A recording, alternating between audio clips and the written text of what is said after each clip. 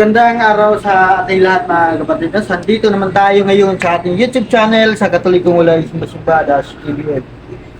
So ngayon mga kapatid, ang ating pag-usapan ngayon ay ang tungkol sa taong walang kasalanan. No?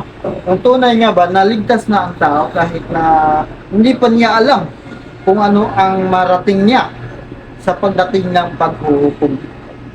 So mga kapatid, dito basahin natin dito sa Job 25 versikulo 4 ang sabi, "Maaari bang maging matuwid ang tao sa paningin ng Diyos? Sa harap ng may kapal, siya ba'y dalisay ng lubusan?" So ibig sabihin mga kapatid, hindi pala tayo basta-basta na makapag-claim sa ating sarili na tayo ay ligtas na, sapagkat marami ngayon ang nag-claim na sila daw ay ligtas na dahil napatawad na daw nila ang kanilang kasalanan sa Diyos. Pero dito sa sinabi dito sa Job 25 versikulo 4, maaari bang maging matuwid ang tao sa harapan ng Diyos o sa harapan ng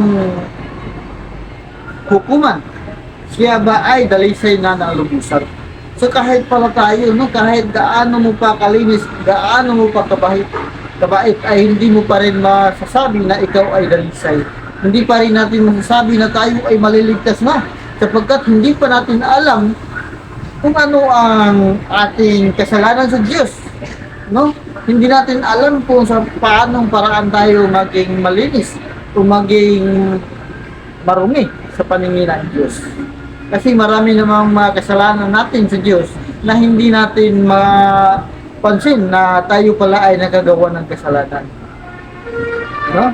Kaya mga kapatid, ito lang masabi ko, thank you and God bless. At huwag kalimutan mag-follow, like, share, comment. Thank you and God bless.